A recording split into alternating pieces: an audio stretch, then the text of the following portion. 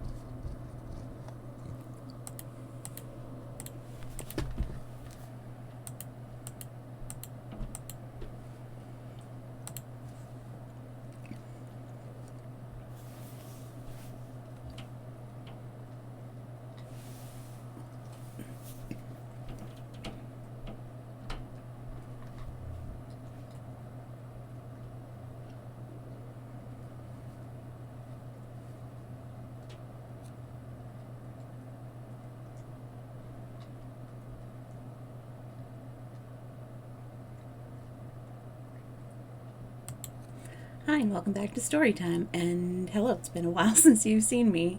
Not quite a year. I think I finally gave up around June or July, something like that. But hopefully this one goes better. It's a Logitech 390, I think, something like that. And then, of course, I've got my lovely Nano. And you heard Maestro earlier. You may see him, I don't know. He got his nuzzles over with before story time, so we'll see. And I'm wearing my bookstore's Cat's Life is Good shirt from Out of Print. You see my tiara right here is, they're all handmade by me out of tiaras, oh my gosh, out of pipe cleaners. And this one is my Daisy tiara because I absolutely loved Daisy Duck growing up. She was my idol. Because hey, she was strong. She could handle Donald. She could stand up to him. She was not gonna let him get away with stuff. It's interesting to see how they've definitely girlified her in the last couple of years. The never-ending battle of dirty glasses. Yay! I love it. So hopefully we'll have better luck today than we did last Sunday. And we can make it through the entire story time without me getting a little sick. So we'll see. We are continuing with Agatha Christie's The Secret Adversary. Usually I'll say adversary, but I have heard many people say, any time I've heard somebody from the UK say the word, they have said adversary, and since Agatha Christie writes, for the most part, British characters, and these two are very much so, and they are so much fun. I love Tuppence and Tommy. I decided to go ahead and do adversary. So let's go ahead and hide our little Maestro here. Later on, I'm going to add to the channel points thing a couple new things I'm going to have where you can change which tiara I'm wearing, and I'll have like a list of like my usual basic tiaras. This will be one. There is one that has like a fancy butterfly and a flower and that sort of thing. So we'll have that as an option that you can do. Also, maybe like, I don't know, give a cat a kiss or something like that, or a hug, or a nuzzle. We'll see. I've definitely noticed that Maestro has gotten used to me streaming, and so he will voluntarily get up into my lap now while I'm streaming, where it used to be just Snockings and he would sulk on the bed or something. You know, it'll be fun to see both cats. Anyways, let's go ahead and hide Maestro. We'll continue with The Secret Adversary. Okay, making sure that the microphone is facing me. Chapter 11. Julius Tells a Story. Dressed appropriately, Tuppence duly sallied forth for her afternoon out. Albert was in temporary abeyance, but Tuppence went herself to the stationer's to make quite sure that nothing had come for her. Satisfied on this point, she made her way to the Ritz. On inquiry, she learnt that Tommy had not yet returned.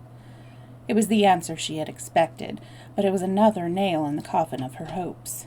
She resolved to appeal to Mr. Carter, telling him when and where Tommy had started on his quest, and asking him to do something to trace him. The prospect of his aid revived her mercurial spirits, and she next inquired for Julius Hersheimer. The reply she got was to the effect that he had returned about half an hour ago, but had gone out immediately. Tuppence's spirits revived still more.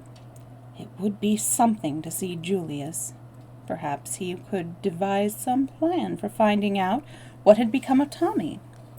She wrote her note to Mr. Carter in Julius's sitting room, and was just addressing the envelope when the door burst open. "What the hell?" began Julius, but checked himself abruptly. "I beg your pardon, Miss Tuppence. Those fools down at the office would have it that Beresford wasn't here any longer. Hadn't been here since Wednesday. Is that so?" Tuppence nodded. "You don't know where he is?" she asked faintly. "I? How should I know? I haven't had one darned word from him, though I wired him yesterday morning." "I expect your wire's at the office unopened. Where is he?" "I don't know. I hoped you might." "I tell you, I haven't had one darned word from him since we parted at the depot on Wednesday." "What depot?" "Waterloo, your London and South Western Road." "Waterloo," frowned Tuppence. "Why, yes, didn't he tell you?" "I haven't seen him either," replied Tuppence impatiently. "Go on about Waterloo. What were you doing there?" "He gave me a call over the phone, told me to get a move on and hustle. Said he was trailing 2 crooks." "Oh," said Tuppence, her eyes opening. "I see. Go on." "I heard along right away Beresford was there. He pointed out the crooks. The big one was mine, the guy you bluffed. Tommy shoved a ticket into my hand and told me to get aboard the cars. He was going to sleuth the other crook." Julius paused. "I thought for sure you'd know all that." "Julius," said Tuppence firmly, "stop walking up and down. It makes me giddy. Sit down in that armchair and tell me the whole story with as few fancy turns of speech as possible." Mr. Hersheimer obeyed. "Sure," he said. "Where shall I begin?" "Where you left off, at Waterloo." "Well," began Julius, "I got into one of your dear old-fashioned first-class British compartments. The train was just off. First thing I knew, a guard came along and informed me mighty politely that I wasn't in a smoking carriage. I handed him $50, and that settled that. I did a bit of prospecting along the corridor to the next coach. Whittington was there right enough. When I saw the skunk with his big, sleek, fat face and thought of poor little Jane in his clutches, I felt real mad that I hadn't got a gun with me. I'd have ticked him up some. We got to Bournemouth all right. Whittington took a cab and gave the name of a hotel. I did likewise, and we drove up within 3 minutes of each other. He hired a room, and I hired one too. So far it was all plain sailing. He hadn't the remotest notion that anyone was on to him. Well, he just sat round in the hotel lounge, reading the papers and so on, till it was time for dinner. He didn't hurry any over that either. I began to think that there was nothing doing, that he'd just come on the trip for his health, but I remembered that he hadn't changed for dinner, though it was by way of being a slap-up hotel, so it seemed likely enough that he'd be going out on his real business afterwards. Sure enough, about 9 o'clock, so he did. Took a car across the town.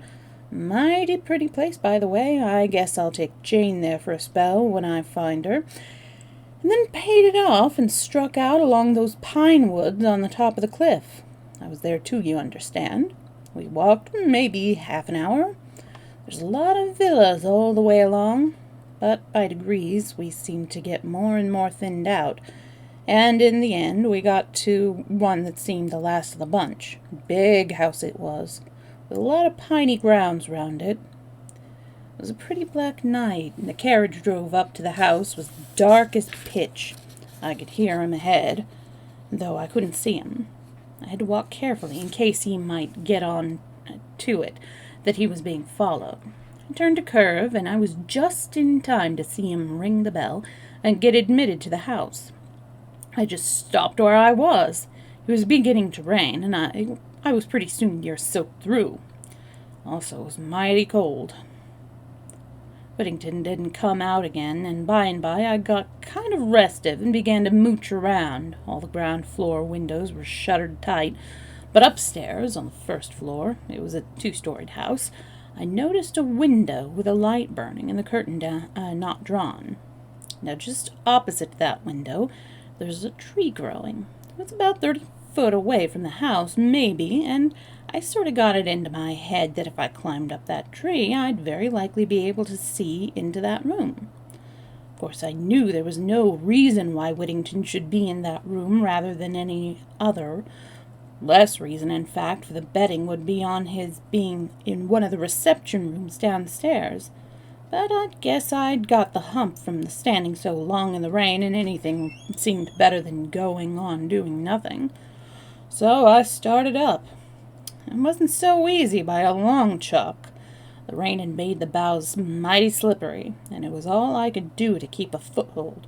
But bit by bit I managed it, until at last there I was, level with the window. But then I was disappointed. I was too far to the left. I could only see sideways into the room. A bit of curtain and a yard of wallpaper was all I could command. Well, that wasn't any manner of good to me, but just as I was going to give it up and climb down ignominiously, someone inside moved and threw his shadow on my little bit of wall. And by gum, it was Whittington. After that, my blood was up. I just got to get a look into that room. It was up to me to figure out how. I noticed that there was a long branch running out from the tree in the right direction. If I could only swarm up out halfway along it, and proposition would be solved. But it was mighty uncertain whether it would bear my weight. I decided I'd just got to risk that, and I started. Very cautiously, inch by inch, I crawled along. The bough creaked and swayed in a nasty fashion, and it didn't do to think of the drop below, but at last I got safely to where I wanted to be. The room was medium-sized, furnished in a kind of bare, hygienic way. There was a table with a lamp on it in the middle of the room, and sitting at that table, facing towards me, was Whittington right enough. He was talking to a woman dressed as a hospital nurse. She was sitting with her back to me, so I couldn't see her face. Although the blinds were up, the window itself was shut, so I couldn't catch a word of what they said. Whittington seemed to be doing all the talking, and the nurse just listened. Now and then she nodded, and sometimes she'd shake her head as though she were answering questions. He seemed pretty emphatic. Once or twice he beat with his fist on the table. The rain had stopped now, and the sky was clearing in that sudden way it does. Presently he seemed to get to the end of what he was saying. He got up, and so did she. He looked towards the window and asked something. I guess it was whether it was raining. Anyway, she came right across and looked out. Just then the moon came out from behind the clouds.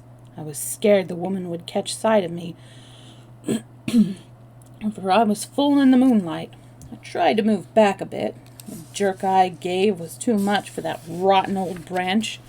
With an almighty crash, down it came, and Julius P. Hersheimer with it. "Oh, Julius!" breathed Tuppence. "How exciting! Go on." Well, lucky for me, I pitched down into a good soft bed of earth, but it put me out of action for the time sure enough. And next thing I knew, I was lying in bed with a hospital nurse, not Whittington's one, on one side of me, and a little black-bearded man with gold glasses and medical man written all over him on the other. He rubbed his hands together and raised his eyebrows as I stared at him. "Ah," he said, "so our young friend is coming around again. Capital, capital." I did the usual stunt, said, "What happened?" and then, "Where am I?" But I knew the answer to the last well enough. "There's no moss growing on my brain. I think that'll do for the present, sister," said the little man, and the nurse left the room in a sort of brisk, well-trained way. but I caught her handing me out a look of deep curiosity as she passed through the door. That look of hers gave me an idea. "Now then, Doc," I said. And I tried to sit up in bed, but my right foot gave me a nasty twinge, so I did as I did so. "A slight sprain," explained the doctor. "Nothing serious. You'll be out again in a couple of days. I noticed you walked lame, interlopulated. Hang on. Interlopated? Oh, interpolated. Ah, wow. I know that word. Why was it hard for me? Interpolated tuppence." Julius nodded and continued. "How did it happen?" I asked again. He replied dryly, "You fell with a considerable portion of one of my trees into one of my newly planted flower beds." I liked the man. He seemed to have a sense of humor. I felt sure that he, at least, was plumb straight. "Sure, Doc," I said. "I'm sorry about the tree, and I guess the new bulbs will be on me, but perhaps you'd like to know what I was doing in your garden." "I think the facts do call for an explanation," he replied. "Well, to begin with, I wasn't after the spoons." He smiled. "My first theory, but I soon altered my mind. By the way, you are American, are you not?" I told him my name. "And you?" "I am Dr. Hall, and this, as you doubtless know, is my private nursing home." I didn't know, but wasn't going to put him wise. I was just thankful for the information. I liked the man, and I felt he was straight, but I wasn't going to give him the whole story. For one thing, he probably wouldn't have believed it. I made up my mind in a flash. "Why, Doctor," I said, "I guess I feel an almighty fool, but I owe it to you to let you know that it wasn't the Bill Sykes business I was up to." Then I went on and mumbled out something about a girl. I trotted out the stern guardian business in a nervous breakdown, and finally explained that I had fancied I recognized her among the patients at the home, hence my nocturnal adventures. I guess it was just the kind of story he was expecting. "Quite a romance," he said genially, when I'd finished. "Now, Doc," I went on, "will you be frank with me? Have you here now, or have you ever had here at any time, a young girl named Jane Finn?" He repeated the name thoughtfully. "Jane Finn," he said. "No." I was chagrined, and I guess I showed it. "You are sure?" "Quite sure, Mr. Hersheimer. It is an uncommon name, and I should not have been likely to forget it." Well, that was flat. It laid me out for the space. I'd kind of hoped my research was at an end. "That's that," I said at last. "Now there's another matter. When I was hugging that darn branch, I thought I recognized an old friend of mine talking to one of your nurses. I purposely didn't mention any name because, of course, Whittington might be calling himself something quite different down here, but the doctor answered at once. "Mr. Whittington, perhaps?" "That's the fellow," I replied. "What's he doing down here? Didn't tell me his nerves are out of order." Dr. Hall laughed. "No, he came down to see one of my nurses, Nurse Edith, who was a niece of his." "Why, fancy that!" I exclaimed. "Is he still here?" "No, he went back to town almost immediately." "What a pity!" I ejaculated. "But perhaps I could speak to his niece, Nurse Edith. Did you say her name was?" But the doctor shook his head. "I'm afraid that, too, is impossible. Nurse Edith left with a patient tonight also." "I seem to be real unlucky," I remarked. "Have you Mr. Whittington's address in town? I guess I'd like to look him up when I get back." "I don't know his address. I can write to Nurse Edith for it, if you like." I thanked him. "Don't say who it is wants it. I'd like to give him a little surprise." That was about all I could do for the moment. Of course, if the girl was really Whittington's niece, she might be too cute to fall into the trap, but it was worth trying. I wonder what cute means in this instance. Next thing I did was to write a wire to Beresford saying where I was and that I was laid up with a sprained foot and telling him to come down if he wasn't busy. I had to be guarded in what I said. However, I didn't hear from him, and my foot soon got all right. It was only ricked, not really sprained, so today I said goodbye to the little doctor chap, asked him to send me word if he heard from Nurse Edith, and came right away back to town. Say, Miss Tuppence, you're looking mighty pale. It's Tommy, said Tuppence. What can have happened to him? Buck up, I guess he'll be all right. Why shouldn't he be? See here. It was a foreign-looking guy he went off after. Maybe they've gone abroad, to Poland or something like that. Tuppence shook her head. He wouldn't without passports and things. Besides, I've seen that man, Boris something, since. He dined with Mrs. Vandermeyer last night. Mrs. who? Oh, I forgot. Of course you don't know all of that. I'm listening, said Julius. He gave vent to his favorite expression, put me wise. Tuppence thereupon related the events of the last 2 days. Julius' astonishment and admiration were unbounded. Oh, hey, Kickin'. Sorry if it took me a while to see you. I'm you are right there, so I didn't really see you. I'm glad to see you, though, and I'm hoping you're having a good day. And you can actually see me now. Wow, amazing. Bully for you. Fancy you a menial. Just tickles me to death. Oh, it's going all right. Yeah. Yesterday was very, very hectic. Sister and I did our taxes, and there were many unpleasant surprises for both of us. We did them separately, but I got mine done. She still has things she needs to finish, and she's not looking forward. I know, right? Yeah. Some of the tax businesses, like I'll put Maestro up here. There we go. Some of the businesses who,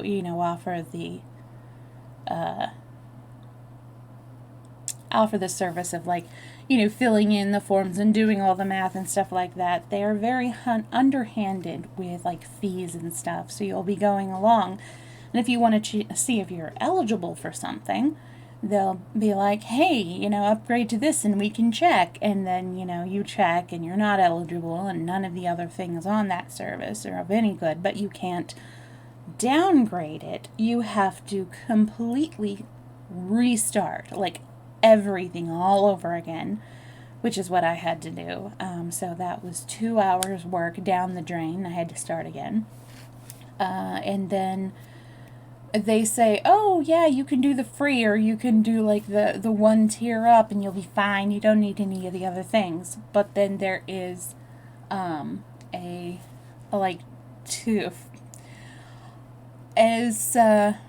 as close as we can get to universal health care, everybody has to have health care, and if you don't, then there is a fee on it. So if you use their marketplace or whatever for lower income people like me to get health insurance, and they pay some of it, you pay some of it.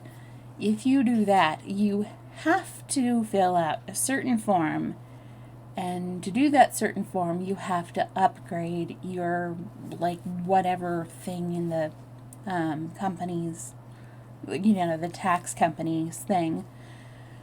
It was very frustrating, and there's no way you can get around that just to fill them out yourself. And I would fill them out myself, but every time I've done that in the past, I've gotten a letter from the IRS saying, you didn't do things correctly, and you owe us all this money, and, if you don't, you'll get audited. It's like, oh my goodness, okay, fine. So, yeah, Red Bull.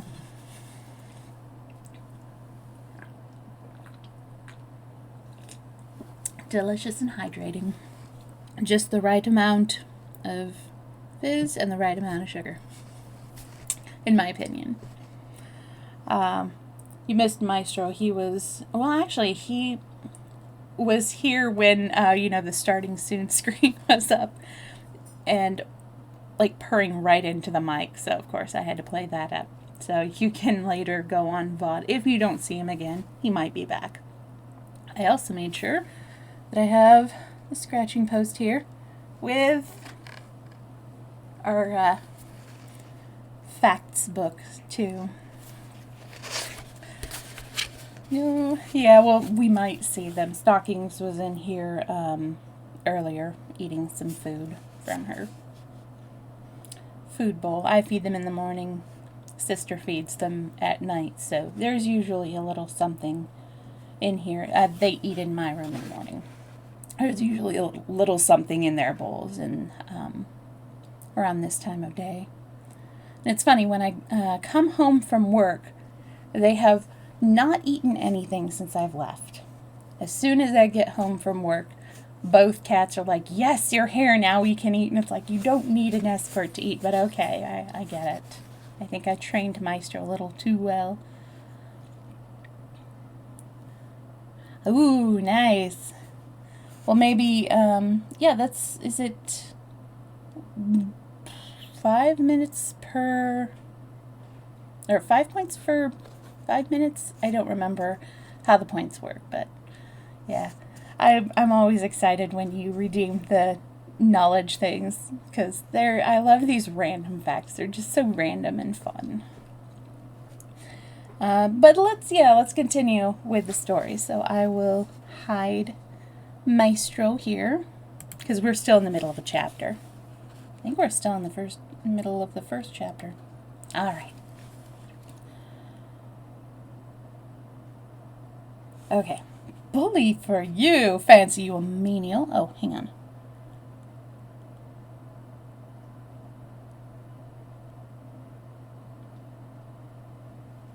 Oh, okay.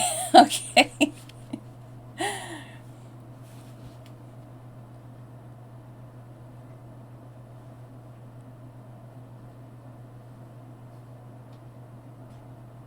Just trying to figure out what exactly you had. Oh, it was.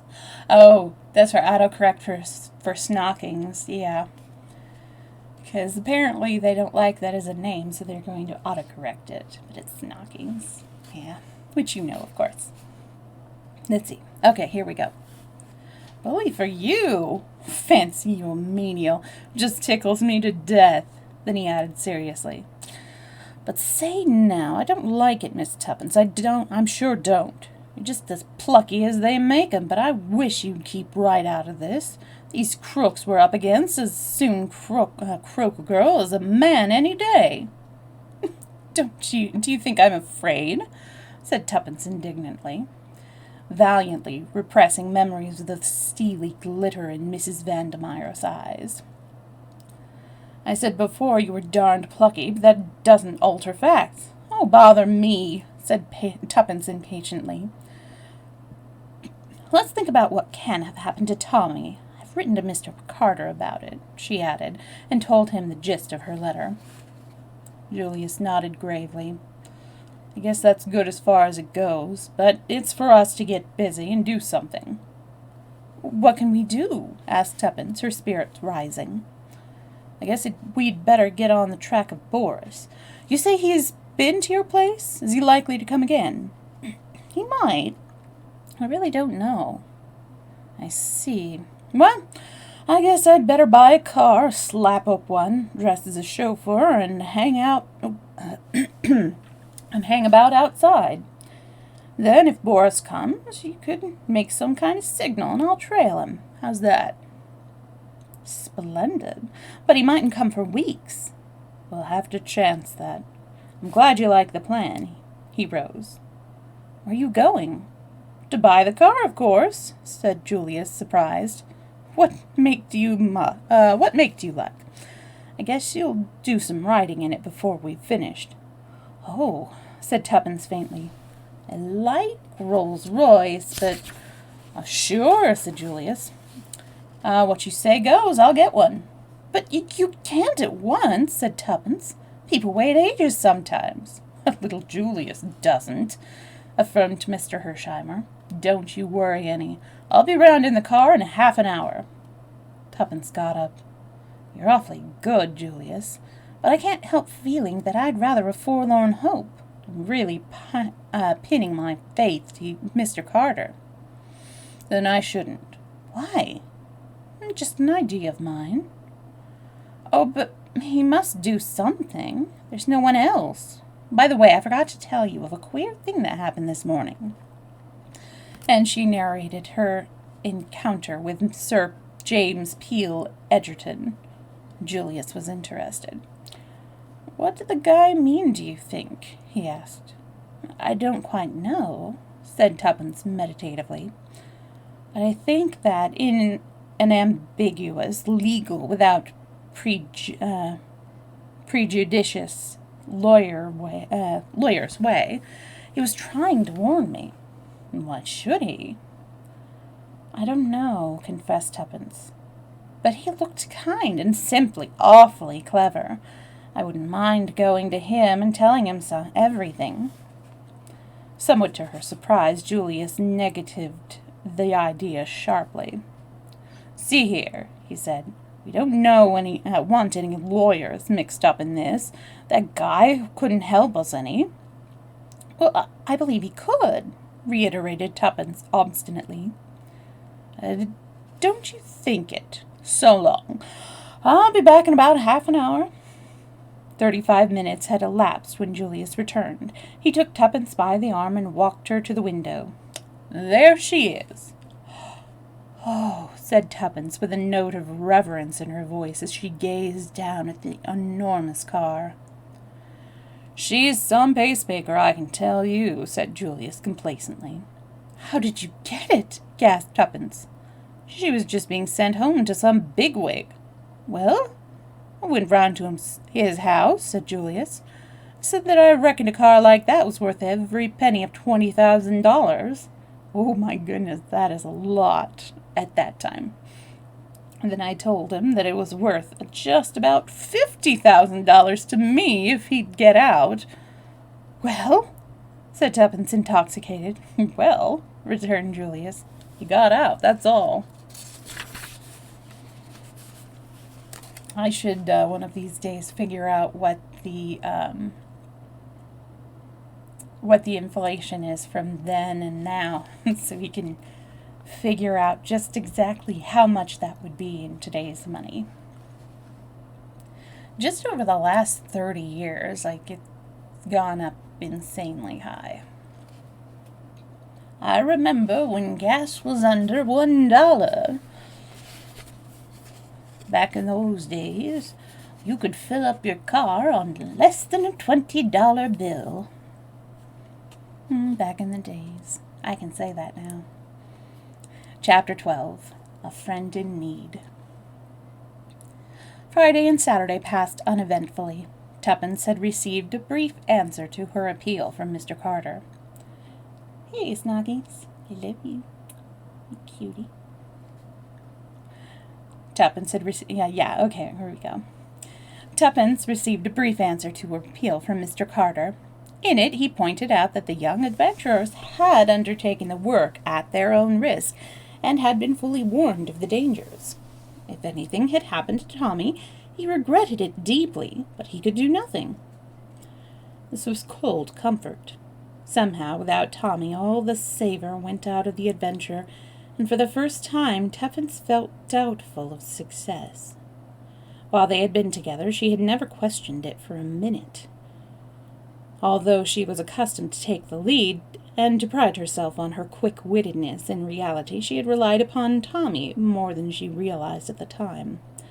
There was something so eminently sober and clear-headed about him. His common sense and soundness of vision were so unvarying that without him Tuppence felt much like a rudderless ship. It was curious that Julius, who was undoubtedly much cleverer than Tommy, did not give her the same feeling of support. She had accused Tommy of being a pessimist, and it was certain that he always saw the disadvantages and difficulties, which she herself was optimistically given to overlooking, but nevertheless she had really relied a good deal on his judgment. He might be slow, but he was very sure. It seemed to the girl that, for the first time, she realized the sinister character of the mission they had undertaken so light-heartedly. It had begun like a page of romance. Now, shorn of its glamour, It seemed to be turning to grim reality. Tommy was all that mattered. Many times in the day, Tuppence blinked the tears out of her eyes resolutely. "A little fool," she would apostrophize herself. "Don't snivel. Of course you're fond of him. You've known him all your life. But there's no need to be sentimental about it." In the meantime, nothing more was seen of Boris. He did not come to the flat, and Julius in the car waited in vain. Tuppence gave herself over to new meditations. Whilst admitting the truth of Julius' objections, she had nevertheless not entirely relinquished the idea of appealing to Sir James Peel Egerton. Indeed, she had gone so far as to look up his address in the Red Book. Had he meant to warn her that day? If so, why? Surely she was at least entitled to demand an explanation. He had looked at her so kindly. Perhaps he might tell them something concerning Mrs. Vandermeyer, which might lead to a clue to Tommy's whereabouts. Anyway, Tuppence decided, with her usual shake of the shoulders, it was worth trying, and try it she should. Sunday was her afternoon out. She would meet Julius, persuade him to point her to her She would meet Julius, persuade him to her point of view, and they would beard the lion in his den. When the day arrived, Julius needed a considerable amount of persuading, but Tuppence held firm. It could do no harm, was what she always came back to. In the end, Julius gave in, and they proceeded in the car to Carlton House Terrace. The door was opened by an irreproachable butler. Tuppence felt a little nervous. After all, perhaps it was colossal cheek on her part. She had decided not to ask if Sir James was at home, but to adopt a more personal attitude. "Will you ask Sir James if I can see him for a few minutes? I have an important message for him." The butler retired, returning a moment or two later. "Sir James will see you. Will you step this way?" She ushered them into a room at the back of the house, furnished as a library. The collection of books was a magnificent one, and Tuppence noticed that all one wall was devoted to works on crime and criminology. There were several deep-padded leather armchairs and an old-fashioned open hearth. In the window was a big roll-top desk strewn with papers at which the master of the house was sitting. He rose as they entered. "You have a message for me? Oh!" He recognized Tuppence with a smile. "It's you, is it? Brought a message from Mrs. Vandermeyer, I suppose?" "Not exactly," said Tuppence. "In fact, I'm afraid I only said that to be quite sure of getting in. Oh, by the way, this is Mr. Hersheimer, Sir James Peel Egerton." "Pleased to meet you," said the American, shooting out a hand. "Won't you both sit down?" said Sir James. He drew forward 2 chairs. "Sir James," said Tuppence, plunging boldly, "I dare say you will think it most awful cheek of me coming here like this, because, of course, it's nothing whatever to do with you, and then you're a very important person, and, of course, Tommy and I are very unimportant." She paused for breath. "Tommy?" queried Sir James, looking across at the American. "Oh, no, that's Julius," explained Tuppence. "I'm rather nervous, and that makes me tell it badly. What I really want to know is what you meant by what you said to me the other day. Did you mean to warn me against Mrs. Vandermeyer? You did, didn't you?" "My dear young lady, as far as I can recollect, I only mentioned that there were equally good situations to be obtained elsewhere." "Oh, yes, I know, but it was a hint, wasn't it?" "Well, perhaps it was," admitted Sir James gravely. "Well, I want to know more. I want to know just why you gave me a hint." Sir James smiled at her earnestness. "Suppose the lady brings a libel action against me for defamation of character?" "Of course," said Tuppence. I know lawyers are always dreadfully careful, but can't we say without prejudice first and then just say what we want to?" "Well," said Sir James, still smiling, "without prejudice, then. If I had a young sister forced to earn her living, I should not like to see her in Miss Vandermeyer's service. I felt it incumbent on me just to give you a hint. It is no place for a young and inexperienced girl. That is all I can tell you." "I see," said Tuppence thoughtfully. "Well, thank you very much, but I'm not really inexperienced, you know. I knew perfectly that she was a bad lot when I went there. As a matter of fact, that's why I went." She broke off, seeing some bewilderment on the lawyer's face, and went on, "I think perhaps I'd better tell you the whole story, Sir James. I've a sort of feeling that you'd know in a minute if I didn't tell the truth, and so you might as well know all about it from the beginning. What do you think, Julius?" "As you're bent on it, I'd go right ahead with the facts," replied the American, who had so far sat in silence. "Yes, tell me all about it," said Sir James. "I want to know who Tommy is." Thus encouraged, Tuppence plunged into her tale, and the lawyer listened with close attention. "Very interesting," he said when she finished. "A great deal of what you tell me, child, is already known to me. I've had certain theories of my own about this Jane Finn. You've done extraordinarily well so far, but it's rather too bad of what you know him as, Mr. Carter, to pitchfork you two young things into an affair of this kind. By the way, where did Mr. Hersheimer come in originally? You didn't make that clear." Julius answered for himself. "I'm James' first cousin," he explained, returning the lawyer's keen gaze. "Ah." "Oh, Sir James," broke out Tuppence, "what do you think has become of Tommy?" The lawyer rose and paced slowly up and down. "When you arrived, young lady, I was just packing up my traps, going to Scotland by the night train for a few days fishing. But there are different kinds of fishing. I've a good mind to stay and see if we can't get on the track of that young chap." "Oh," Tuppence clasped her hands ecstatically. "All the same, as I said before, it's too bad of Carter to set you two babies on a job like this. Now, don't get offended, Miss Cowley. Prudence Cowley, but my friends call me Tuppence." "Well, Miss Tuppence, then, as I'm certainly going to be a friend, don't be offended because I think you're young. Youth is a failing only too easily outgrown. Now, about this young Tommy of yours." "Yes?" Tuppence clasped her hands. "Frankly, things look bad for him. He's been butting in somewhere where he wasn't wanted. Not a doubt of it. Don't give up hope." "And you really will help?" "There, Julius, he didn't want to come to me. He didn't want me to come," she added by way of explanation. "Hey, Snoggings, are you going to come up? Come on. Come on. Snoggings. Hey. Hi, come on up. Here we go. What? I've lost my place. Oh, well. This, by the way, is Snoggings. Hey, Snoggings. Snoggings. Hey.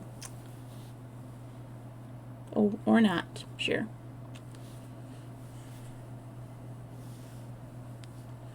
She is my 17-year-old gal.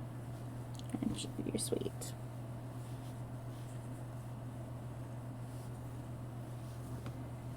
Okay, let's find my place in the book. Hopefully it has fallen somewhere around. Where is it? You fall back there? Okay, I have to find my book. Aha!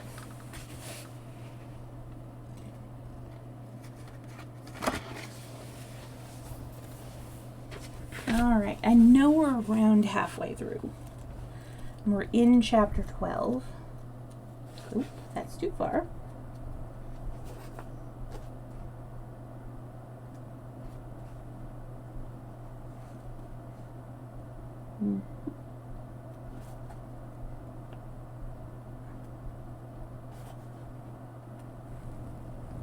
Interesting.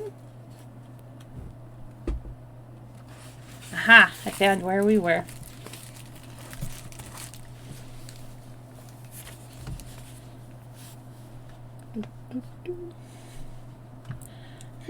Said the lawyer, favoring Julius with another keen glance. And why was that?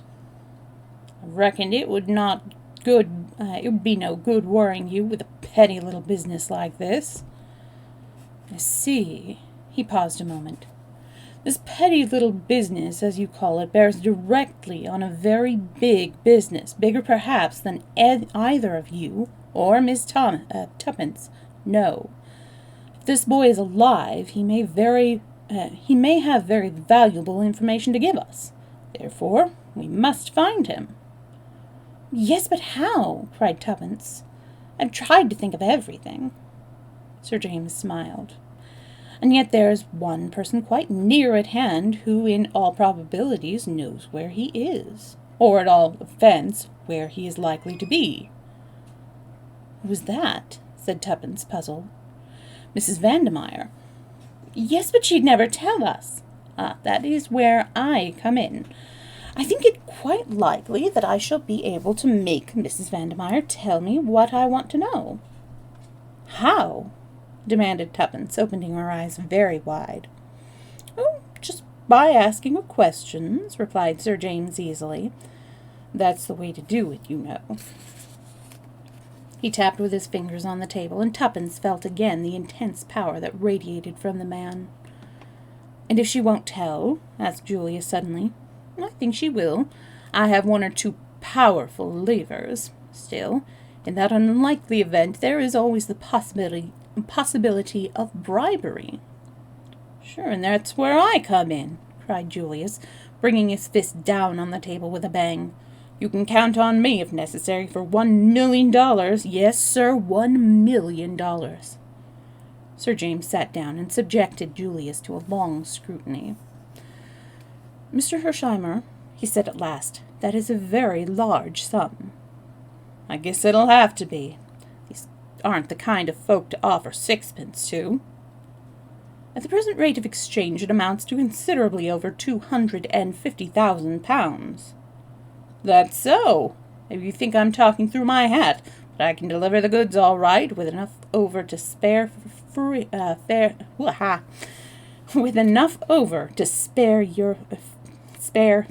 your fee. Ha. Sir James flushed slightly. There is no question of a fee, Mr. Hersheimer. I am not a private detective. Sorry, I guess I was just a mite hasty, but I've been feeling bad about this money question. I wanted to offer a big reward for news of Jane some days ago. But your crusted institution of Scotland Yard advised me against it, said it was undesirable. They were probably right, said Sir James dryly. But it's all okay about Julius, put in Tuppence. He's not pulling your leg. He's got simply pots of money. The old man piled it up in style, explained Julius. Now let's get down to it. What's your idea? Sir James considered for a moment or two. There's no time to be lost. The sooner we strike, the better. He turned to Tuppence. Is Mrs. Vandermeyer dining out tonight, do you know? Yes, I think so, but she will not be out late. Otherwise she would have taken the latchkey. Good. I will call upon her about 10 o'clock. What time are you supposed to return? About 9:30 or 10, but I could go back earlier. You must not do that on any account. It might arouse suspicion if you did not stay out till the usual time. Be back by 9:30. I will arrive at 10. Mr. Hersheimer will wait below in a taxi, perhaps. He's got a new Rolls-Royce car, said Tuppence with vicarious pride. Even better. If I succeed in obtaining the address from her, we can go there at once, taking Mrs. Vandermeyer with us if necessary. You understand? Yes. Tuppence rose to her feet with a skip of delight. Oh, I feel so much better. Don't build on it too much, Miss Tuppence. Go easy. Julius turned to the lawyer. Say then, I'll call for you in the car round about 9:30. Is that right? Perhaps that will be the best plan. It would be unnecessary to have 2 cars waiting about. Now, Miss Tuppence, my advice to you is to go and have a good dinner. A really good one, mind. And don't think ahead more than you can help." He shook hands with them both, and a moment later they were outside. "Isn't he a duck?" inquired Tuppence ecstatically as she skipped down the steps. "Oh, Julius, isn't he just a duck?" "Well, I allow he seems to be the goods all right, and I was wrong about its being useless to go to him. Say, shall we go right away back to the Ritz?" "I must walk a bit, I think. I feel so excited. Drop me in the park, will you? Unless you like to come too." Julius shook his head. "I want to get some petrol," he explained, "and send off a cable or 2. "All right. I'll meet you at the Ritz at 7. We'll have to dine upstairs. I can't show myself in these glad rags." "Sure, I'll get Felix to help me choose the menu. He's some head waiter, that. So long." Tuppence walked briskly along towards the Serpentine, first glancing at her watch. It was nearly 6 o'clock. She remembered that she had had no tea, but felt too excited to be conscious of hunger. She walked as fast as Kensington Garden and then slowly retraced her steps, feeling infinitely better for the fresh air and exercise. It was not so easy to follow Sir James' advice and put the possible events of the evening out of her head. As she drew nearer and nearer to Hyde Park Corner, the temptation to return to South Audley Mansions was almost irresistible. At any rate, she decided, it would do no harm just to go and look at the building. Perhaps then she could resign herself to waiting patiently for 10 o'clock. South Audley Mansions looked exactly the same as usual. What Tuppence had expected she hardly knew, but the sight of its red brick solidity slightly assuaged the growing and entirely unreasonable uneasiness that possessed her. She was just turning away when she heard a piercing whistle, and the faithful Albert came running from the building to join her. Tuppence frowned. It was not part of the program to have attention called to her presence in the neighborhood, but Albert was purple with suppressed excitement. "I say, miss, she's a-going." "Who's going?" demanded Tuppence sharply. "The crook! Ready Rita, Mrs. Vandermeyer. She's a-packing up. She's just sent down word for me to get her a taxi." "What?" Tuppence clutched her arm. "That's the truth, miss. I thought maybe you didn't know about it." "Albert!" cried Tuppence. "You're a brick! If it hadn't been for you, we'd have lost her." Albert flushed with pleasure at his tribute. "There's no time to lose," said Tuppence, crossing the road. "I've got to stop her. At all accounts, I must keep her here until—" She broke off. "Albert, there's a telephone here, isn't there?" The boy shook his head. "The flats mostly have their own, miss. There's a box just round the corner." "Go to it, then, at once, and ring up the Ritz Hotel. Ask for Mr. Hersheimer, and when you get him, tell him to get Sir James and come at once, as Mrs. Vandermeyer's trying to hook it. If you can't get him, ring up Sir James Peel Edgerton. You'll find his number in the book, and tell him what's happening. You won't forget the names, will you?" Albert repeated them glibly. "You trust me, miss. It'll be all right. And what about you? Aren't you afraid to trust yourself with her?" No, that's all right. But go and telephone. Be quick." Drawing a long breath, Tuppence entered the Mansions and ran up to the door of number 20. How she was to detain Mrs. Vandermeyer until the 2 men arrived, she did not know. But somehow or other it had to be done, and she must accomplish the task single-handed. What had occasioned this precipitate departure? Did Mrs. Vandermeyer suspect her? Speculations were idle. Tuppence pressed the bell firmly. She might learn something from the crook. Nothing happened, and, after waiting some minutes, Tuppence pressed the bell again, keeping her finger on the button for a little while. At last she heard footsteps inside, and a moment later Mrs. Vandermeyer herself opened the door. She lifted her eyebrows at the sight of the girl. "You?" "I had a touch of a toothache, ma'am," said Tuppence glibly.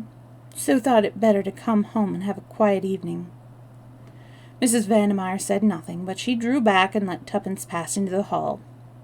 How unfortunate for you, she said coldly. You had better go to bed. I shall be all right in the kitchen, ma'am. Cook is out, said Mrs. Vandemeyer in a rather disagreeable tone. I sent her out, so you see you had better go to bed. Suddenly Tuppence felt afraid. There was a ring in Mrs. Vandemeyer's voice that she did not like at all. Also, the other woman was slowly edging her up the passage. Tuppence turned at bay. I don't want, then in a flash a rim of cold steel touched her temple, and Mrs. Vandemeyer's voice rose cold and menacing. You damned little fool! Don't you think I didn't know? No, don't answer. If you struggle or cry out, I'll shoot you like a dog. The rim of steel pressed a little harder against the girl's temple. Now then, march, went on Mrs. Vandemeyer. This way, into my room.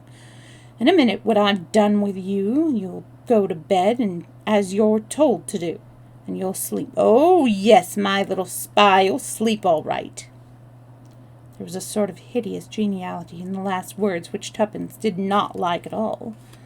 For the moment there was nothing to be done, and she walked obediently into Mrs. Vandemeyer's bedroom. The pistol never left her forehead. The room was in a state of wild disorder. Clothes were flung about right and left. A suitcase and a hat-box, half-packed, stood in the middle of the floor. Tuppence pulled herself together with an effort. Her voice shook a little, but she spoke out bravely. Come now, she said. This is nonsense. You can't shoot me. Why, everyone in the building would hear the report. I'd risk that, said Mrs. Vandemeyer cheerfully. But as long as you don't sing out for help, you're all right, and I don't think you will. You're a clever girl. You deceived me all right. I hadn't a suspicion of you.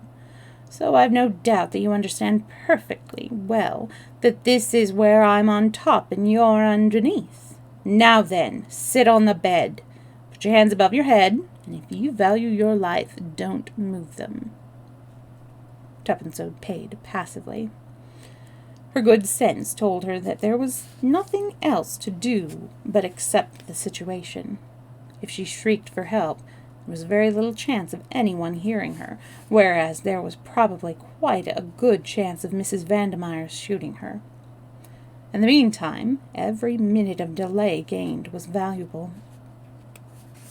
Mrs. Vandemeyer laid down the revolver on the edge of the washstand within reach of her hand, and, still eyeing Tuppence like a lynx in the case the girl should attempt to move, she took a little stoppered bottle from its place on the marble, and poured some of its contents into a glass which she filled up with water. "What's that?" asked Tuppence sharply. "Something to make you sleep soundly." Tuppence paled a little. "Are you going to poison me?" she asked in a whisper. "Perhaps," said Mrs. Vandemeyer, smiling agreeably. "Then I shan't drink it," said Tuppence firmly. "I'd much rather be shot. At any rate, that would make a row, and someone might hear it. But I won't be killed off quietly like a lamb."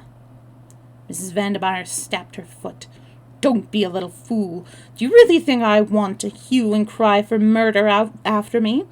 If you've any sense at all, you'll realize that poisoning you wouldn't suit my book at all. It's a sleeping draught, that's all. You'll wake up tomorrow morning none the worse. I simply don't want the bother of tying you up and gagging you. That's the alternative, and you won't like it, I can tell you. I can be very rough if I choose. So drink this down like a good girl, and you'll be none the worse for it." In her heart of hearts, Tuppence believed her. The arguments she had adduced rang true. It was a simple and effective method of getting her out of the way for the time being. Nevertheless, the girl did not take kindly to the idea of being tamely put to sleep without as much as one bid for freedom. She felt that once Mrs. Vandemeyer gave them the slip, the last hope of finding Tommy would be gone. Tuppence was quick in her mental processes. All these reflections passed through her mind in a flash, and she saw where a chance, a very problematic chance, lay, and she determined to risk all in one supreme effort. A Accordingly, she lurched suddenly off the bed and fell on her knees before Mrs. Vandemeyer, clutching her skirts frantically. "I don't believe it," she moaned. "It's poison! I know it's poison! Oh, don't make me drink it!" Her voice rose to a shriek. "Don't make me drink it!" Mrs. Vandemeyer, glass in hand, looked down with a curling lip at this sudden collapse. "Get up, you little idiot! Don't go on driveling there. How you ever had the nerve to play your part as you did, I can't think." She stamped her foot. "Get up, I say." But Tuppence continued to cling and sob, interjecting her sobs with incoherent appeals for mercy. Every minute gained was to the good. Moreover, as she grovelled, she moved imperceptibly nearer to her objective. Mrs. Vandemeyer gave a sharp, impatient exclamation and jerked the girl to her knees. "Drink it at once!" Imperiously, she pressed the glass to the girl's lips. Tuppence gave out one last despairing moan. "You swear it won't hurt me," she temporized. "Of course it won't hurt you. Don't be a fool." "Will you swear it?" Yes, said the other impatiently. "I swear it." Tuppence raised a trembling left hand to the glass. "Very well." Her mouth opened meekly. Mrs. Vandemeyer gave a sigh of relief, off her guard for the moment. Then, quick as a flash, Tuppence jerked the glass upwards as hard as she could. The fluid in it splashed into Mrs. Vandemeyer's face, and during her momentary gasp, Tuppence's right hand shot out and grasped the revolver where it lay on the ground of the washstand. The next moment she had sprung back a pace, and the revolver pointed straight at Mrs. Vandemeyer's heart, with no unsteadiness in the hand that held it. In the moment of victory, Tuppence betrayed a somewhat unsportsmanlike triumph. "Now who's on top and who's underneath?" she crowed. The other's face was convulsed with rage. For a minute Tuppence thought she was going to spring upon her, which would have placed the girl in an unpleasant dilemma, since she meant to draw the line at actually letting off the revolver. However, with an effort, Mrs. Vandemeyer controlled herself, and at last a slow, evil smile crept over her face. "Not a fool then, after all. You did that well, girl, but you shall pay for it. Oh, yes, you shall pay for it. I have a long memory." "I'm surprised you should have been gulled so easily," said Tuppence scornfully. "Did you really think I was the kind of girl to roll about on the floor and whine for mercy?" "You may do, some day," said the other significantly. The cold malignity of her manner sent an unpleasant chill down Tuppence's spine, but she was not going to give in to it. "Supposing we sit down," she said pleasantly. "Our present attitude is a little melodramatic. No, not on the bed. Draw a chair up to the table. That's right. Now I'll sit opposite you with a revolver in front of me, just in case of accidents. Splendid. Now let's talk." "What about?" said Mrs. Vandemeyer sullenly. Tuppence eyed her thoughtfully for a minute. She was remembering several things. Boris's words, "I believe you would sell us," and her answer, "The price would have to be enormous," given lightly. In her, it was true, yet might not there be a substratum of truth in it? Long ago had not Whittington asked, "Who's been blabbing? Rita?" Would Rita Vandemeyer prove to be the weak spot in the armor of Mr. Brown? Keeping her eyes fixed steadily on the other face, Tuppence replied quietly, "Money." Mrs. Vandemeyer started. Clearly the reply was unexpected. "What do you mean?" "I'll tell you. You said just now that you had a long memory. A long memory isn't half as useful as a long purse. I dare say it relieves your feelings a good deal to plan out all sorts of dreadful things to do to me. But is that practical? Revenge is very unsatisfactory. Everyone always says so, but money." Tuppence warmed to her pet creed. Well, there's nothing unsatisfactory about money, is there?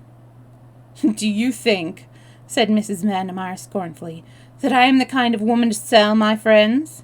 Yes, said Tuppence promptly, if the price was big enough. A paltry £100 or so. No, said Tuppence. I should suggest 100,000. Her economical spirit did not permit her to mention the whole $1,000,000 suggested by Julius. A flush crept over Mrs. Vandemeyer's face. What did you say? She asked, her fingers playing nervously with a brooch on her breast. In that moment, Tuppence knew that the fish was hooked, and for the first time she felt a horror of her own money-loving spirit. It gave her a dreadful sense of kinship to the woman fronting her. £100,000, repeated Tuppence. The light died out of Mrs. Vandemeyer's eyes. She leaned back in her chair. Bah, she said, you haven't got it. No, admitted Tuppence, I haven't. But I know someone who has. Who? A friend of mine. Must be a millionaire, remarked Mrs. Vandemeyer unbelievingly. As a matter of fact, he is. He's an American. He'll pay you that without a murmur. You can take it from me that it's a perfectly genuine proposition. Mrs. Vandemeyer sat up again. I'm inclined to believe you. There was silence between them for some time. Then Mrs. Vandemeyer looked up. What does he want to know, this friend of yours? Tuppence went through a momentary struggle, but it was Julius's money, and his interest must come first. He wants to know where Jane Finn is, she said boldly. Mrs. Vandemeyer showed no surprise. Not sure where she is at the present moment, she replied. But you could find out? Oh, yes, replied Mrs. Vandemeyer carelessly. There would be no difficulty about that. Then, Tuppence's voice shook a little, there's a boy, a friend of mine. I'm afraid something's happened to him, through your pal Boris. What's his name? Tommy Beresford? Never heard of him, but I'll ask Boris. He'll tell me anything he knows. Thank you. Tuppence felt a terrific rise in her spirits. It impelled her to more audacious efforts. There's one thing more. Well? Tuppence leaned forward and lowered her voice. Who is Mr. Brown? Her quick eyes saw the sudden paling of the beautiful face. With an effort, Mrs. Vandemeyer pulled herself together and tried to resume her former manner, but the attempt was a mere parody. She shrugged her shoulders. You can't have learned much about us if you don't know that nobody knows who Mr. Brown is. You do, said Tuppence quietly. Again the color deserted the other's face. What makes you think that? I don't know, said the girl truthfully, but I'm sure. Mrs. Vandemeyer stared in front of her for a long time. Yes, she said hoarsely at last. I know. I was beautiful, you see, very beautiful. You are still, said Tuppence with admiration. Mrs. Vandemeyer shook her head. There was a strange gleam in her electric blue eyes. Not beautiful enough, she said in a soft, dangerous voice. Not beautiful enough. And sometimes lately I've been afraid. It's dangerous to know too much. She leaned forward across the table. Swear that my name shan't be brought into it, that no one shall ever know. I swear it, and once he's caught, you'll be out of danger. Terrified look swept across Mrs. Vandemeyer's face. Shall I? Shall I ever be? She clutched Tuppence's arm. You're sure about the money? Quite sure. When shall I have it? There must be no delay. This friend of mine will be here presently. He may have to send cables or something like that, but there won't be any delay. He's a terrific hustler. A resolute look settled on Mrs. Vandemeyer's face. I'll do it. It's a great sum of money, and besides, she gave a curious smile, it is not... wise to throw over a woman like me." For a moment or two, she remained smiling and lightly tapping her fingers on the table. Suddenly she started and her face blanched. "What was that?" "I heard nothing." Mrs. Vandermeyer gazed round her fearfully. "If there should be someone listening—" "Nonsense! Who would be there? Who would there be?" "Even the walls have ears," whispered the others. "I tell you I'm frightened. You don't know him." "Think of the 100,000 pounds," said Tuppence soothingly. Mrs. Vandermeyer passed her tongue over her dry lips. You don't know him," she reiterated hoarsely. "He's— ah!" With a shriek of terror, she sprang to her feet. Her outstretched hand pointed over Tuppence's head. Then she swayed to the ground in a dead faint. Tuppence looked round to see what had startled her. In the doorway were Sir James Peel Edgerton and Julius Hersheimer. Ooh, I had a feeling, possibly. Quick hydration break, and then we're on to the next chapter.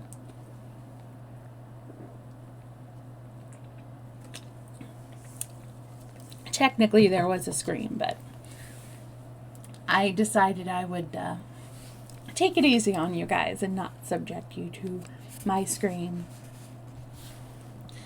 I used to think that if I were, in a situation where I would have to scream, that I wouldn't be able to. You know how sometimes you have the dreams where you're trying to run away, but you're not getting any further away, and then, you try to scream, but no sound comes out or anything like that. Well, in my first play that I was in, I've been in 4 plays, this was a funny thing happened on the way to the forum. A funny thing happened on the way to the forum, and I played one of the courtesans, and in one of the scenes, I had to scream, and I'm like, oh, this is not going to go well. It was like movie perfect scream, and I was so surprised. So apparently I can scream on command, but I won't put you through that because I care about your ears.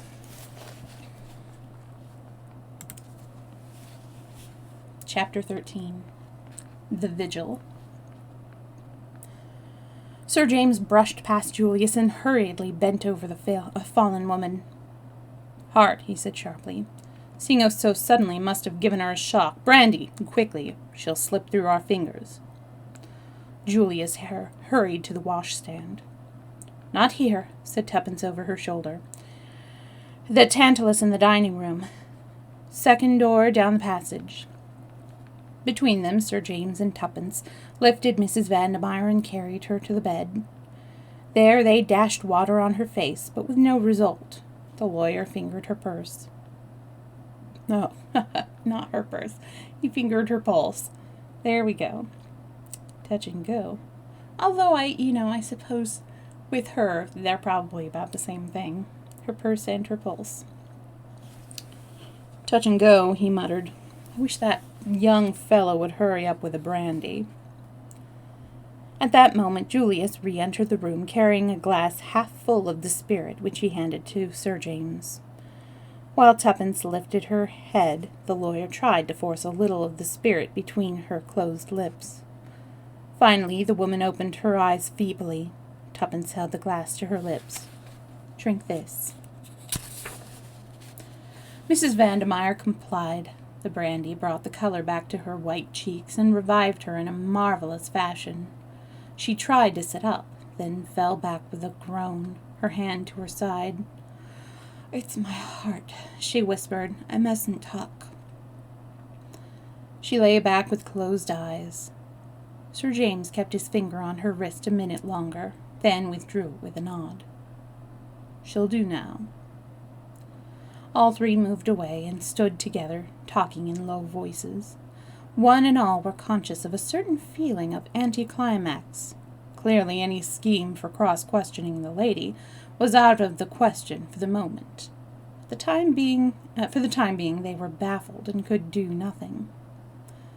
Tuppence related how Mrs. Vandemeyer had declared herself willing to disclose the identity of Mr. Brown, and how she had consented to discover and reveal to them the whereabouts of Jane Finn. Julius was congratulatory. "That's all right, Miss Tuppence. Splendid. I guess that £100,000 will look just as good in the morning to the lady as it did overnight. There's nothing to worry over. She won't speak without the cash anyway, you bet." There was certainly a good deal of common sense in this, and Tuppence felt a little comforted. "What you say is true," said Sir James meditatively. "I must confess, however, that I cannot help wishing we had not interrupted at the minute we did. Still, it cannot be helped. It is only a matter of waiting until the morning." He looked across at the inert figure on the bed. Mrs. Vandemeyer lay perfectly passive with closed eyes. He shook his head.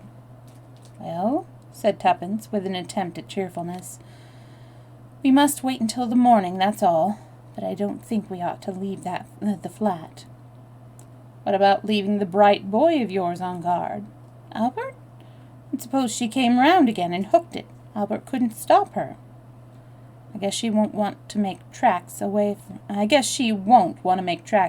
the dollars." "She might. She seemed very frightened of Mr. Brown." "What? Real plumb scared of him?" "Yes, she looked round and said even walls had ears." "Maybe she meant a dictaphone," said Julius with earnest. "Miss Tuppence is right," said Sir James quietly. "We must not leave the flat, if only for Mrs. Vandemeyer's sake." Julius stared at him. "You think he'd get after her? Between now and tomorrow morning? How could he know, even?" "You forget your own suggestion of a dictaphone," said Sir James dryly. "We have a very formidable adversary. I believe, if we exercise all due care, that there is a very good chance of his being delivered into our hands. But we must neglect no precaution. We have an important witness, but she must be safeguarded. I would suggest that Miss Tuppence should go to bed, and that you and I, Mr. Hersheimer, should share the vigil." So my personal thoughts are that either Hersheimer or Sir James are Mr. Brown. I think we're being led to Sir James being Mr. Brown, but that it will actually be revealed that Hersheimer is. I don't know. We'll see. I love trying to puzzle out in my brain as we're reading. It's fun. Tuppence was about to protest, but happening to glance at the bed, she saw Mrs. Vandemeyer, her eyes half open, with such an expression of mingled fear and malevolence on her face that it quite froze the words on her lips. For a moment she wondered whether the faint and the heart attack had been a gigantic sham, but remembering the deadly pallor she could hardly credit the supposition. As she looked, the expression disappeared as if by magic, and Mrs. Vandemeyer lay inert and motionless as before. For a moment the girl fancied she must have dreamt it. She determined, nevertheless, to be on the alert. "Well," said Julius, "I guess we'd better make a move out of here anyway." The others fell in with his suggestion. Sir James again felt Mrs. Vandemeyer's pulse. "Perfectly satisfactory," he said in a low voice to Tuppence. "She'll be absolutely all right after a night's rest." The girl hesitated a moment by the bed. The intensity of the expression she had surprised had impressed her powerfully. Mrs. Vandemeyer lifted her eyelids. She seemed to be struggling to speak. Tuppence bent over her. "Don't leave." She seemed unable to proceed, murmuring something that sounded like sleepy. Then she tried again. Tuppence bent lower still. It was only a breath. "Mr. Brown." The voice stopped. The half-closed eyes seemed still to send an agonized message. Moved by a sudden impulse, the girl said quietly, "I shan't leave the flat. I shall sit up all night." A flash of relief showed before the lids descended once more. Apparently Mrs. Vandermeyer slept, but her words had awakened a new uneasiness in Tuppence. What had she meant by that low murmur, Mr. Brown? Tuppence caught herself nervously looking over her shoulder. The big wardrobe loomed up in a sinister fashion before her eyes. Plenty of room for a man to hide in it. Half ashamed of herself, Tuppence pulled it open and looked inside. No one, of course. She stooped down and looked under the bed. There was no other possible hiding place. Tuppence gave her familiar shake of the shoulders. It was absurd, this giving way to nerves. Slowly she went out of the room. Julius and Sir James were talking in a low voice. Sir James turned to her. "Lock the door on the outside, please, Miss Tuppence, and take out the key. There must be no chance of anyone entering that room." The gravity of this manner impressed her, and Tuppence felt less ashamed by her attack of nerves. "Say," remarked Julius suddenly, "there's Tuppence' bright boy. I guess I'd better go down and ease his young mind. That's some lad, Tuppence." "How did you get in, by the way?" asked Tuppence suddenly. "I forgot to ask." "Well, Albert got me on the phone all right. I ran round for Sir James here, and we came right on. The boy was on the lookout for us, and was just a mite worried about what might have happened to you. He'd been listening outside the door of the flat, but couldn't hear anything. Anyhow, he suggested sending us up in the coal lift instead of ringing the bell. And sure enough, we landed in the scullery and came right along to find you. Albert's still below and must be hopping mad by this time." With which Julius departed abruptly. "Now then, Miss Tuppence," said Sir James, "you know this place better than I do. Where do you suggest we should take up our quarters?" Tuppence considered for a moment or two. "I think Mrs. Vandermeyer's boudoir would be the most comfortable," she said at last, and led the way there. Sir James looked round approvingly. "This will do very well. And now, my dear young lady, do go to bed and get some sleep." Tuppence shook her head resolutely. "I couldn't, thank you, Sir James. I should dream of Mr. Brown all night."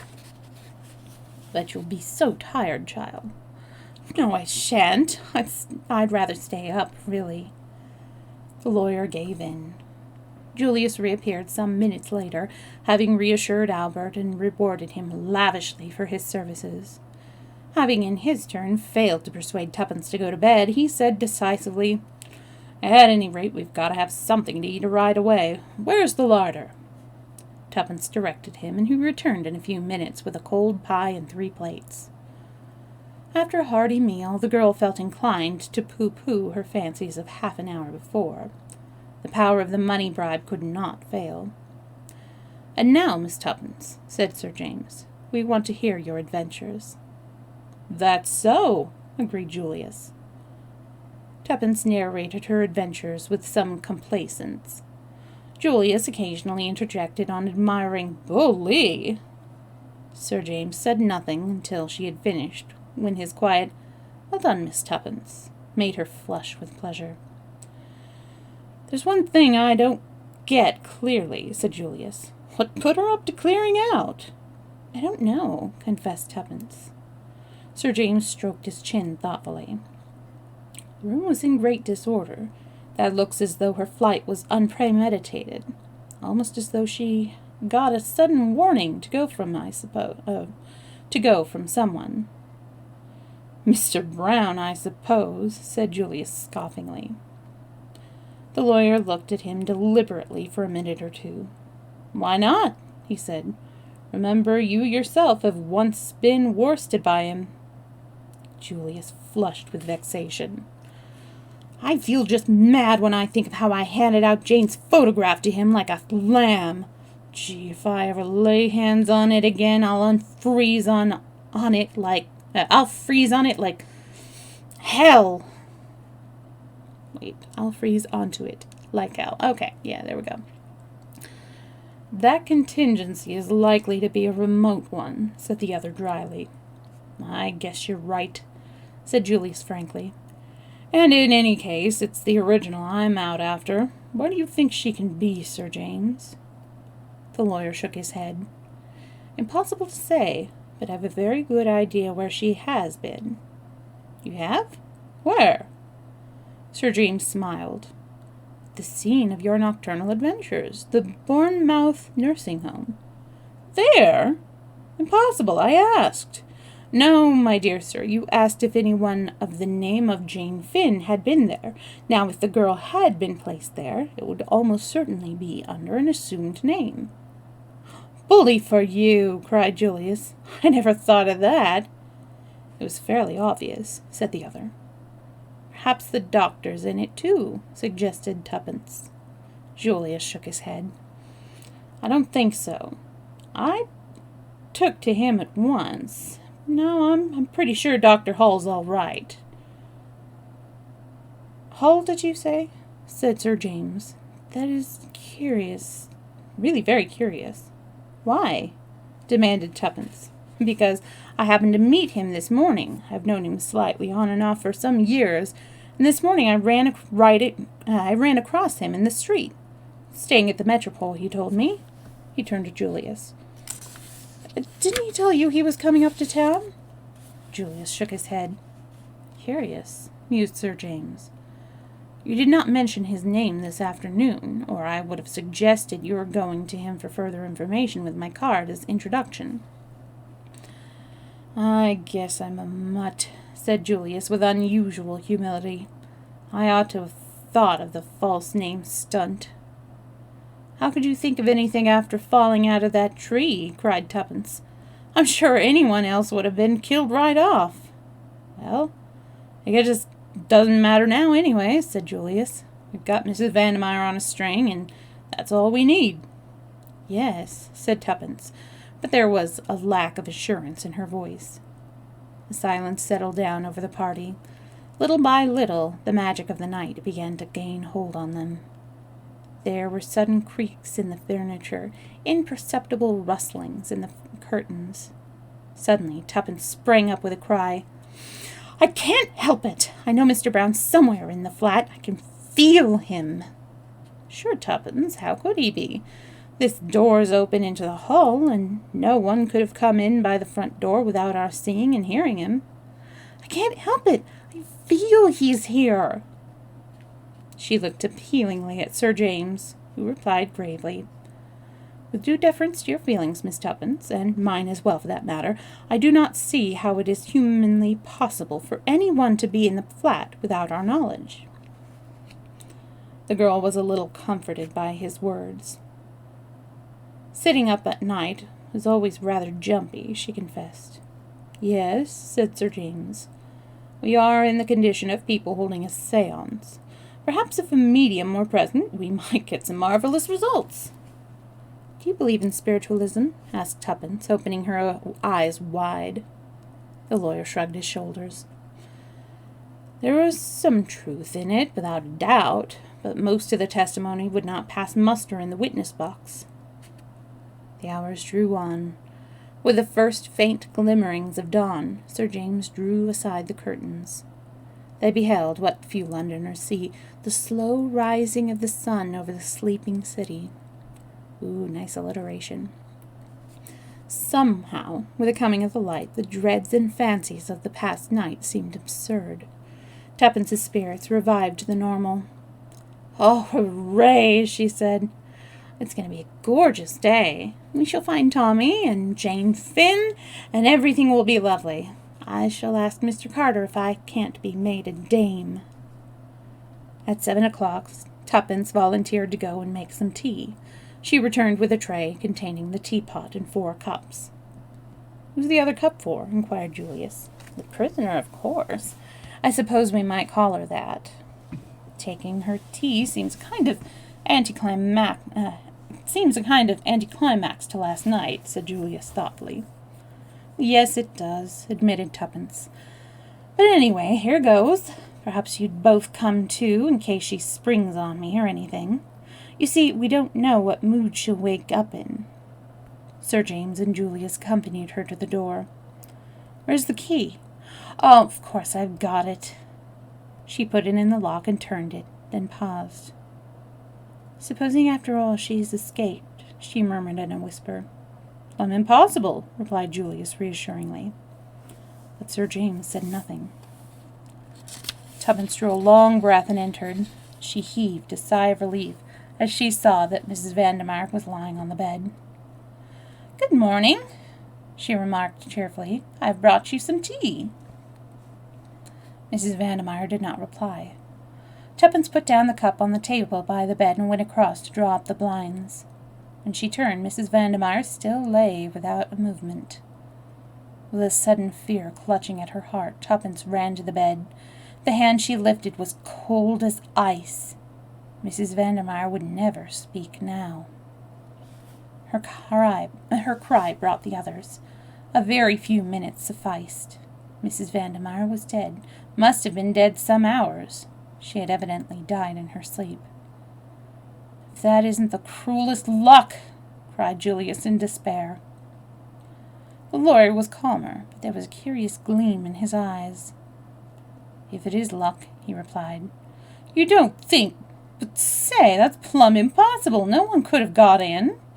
No, admitted the lawyer. I don't see how they could. And yet, she is on the point of betraying Mr. Brown, and she dies. Is it only chance? But how? Yes, how? That is what we must find out. He stood there silently, gently stroking his chin. We must find out, he said quietly, and Tuppence felt that if she was Mr. Brown, she would not like the tone of those simple words. Julius's glance went to the window. The window is open, she remarked. Do you think... Tuppence shook her head. The balcony only goes along as far as the boudoir. We were there. He might have slipped out, suggested Julius. But Sir James interrupted him. Mr. Brown's methods are not so crude. In the meantime, we must send for a doctor, but before we do so, is there anything in this room that might be of value to us? Hastily, the three searched. A charred mass in the grate indicated that Mrs. Vandermeyer had been burning paper on the eve of her flight. Nothing of importance remained, though they searched the other rooms as well. There's that, said Tuppence suddenly, pointing to a small old-fashioned safe let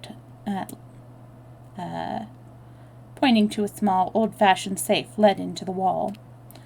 It's for jewelry, I believe, but there might be something else in it. The key was in the lock, and Julius swung open the door, searched inside.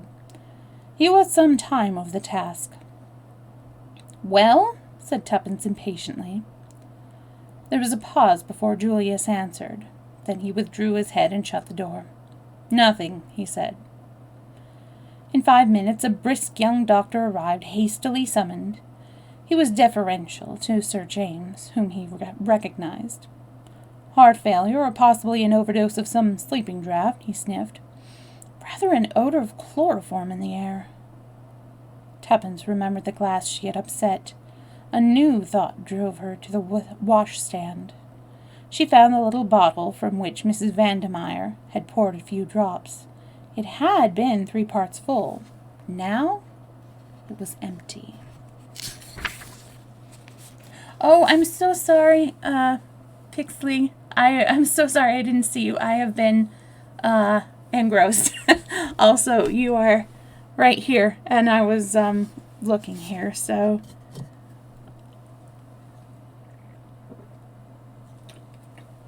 I did not mean to ignore you. I can speak a little French. I apologize that I can't really. Let's see. Bien ou quoi? And bonjour.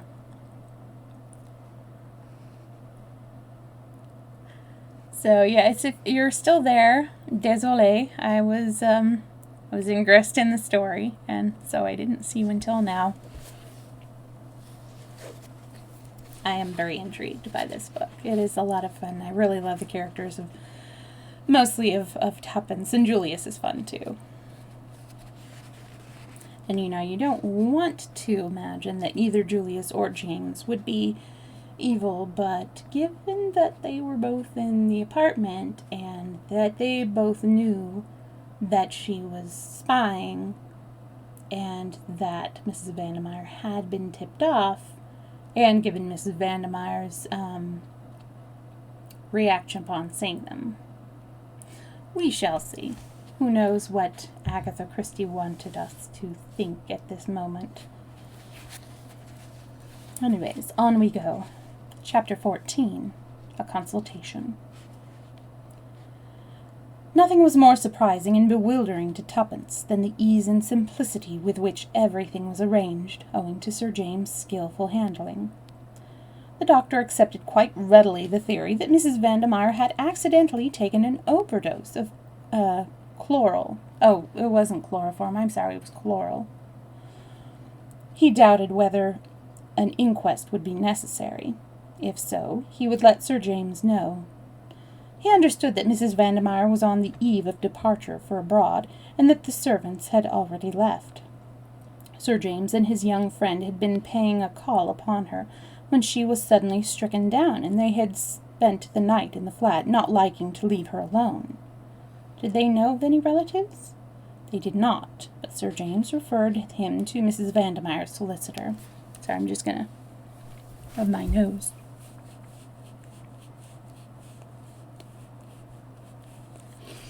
Allergies are not fun.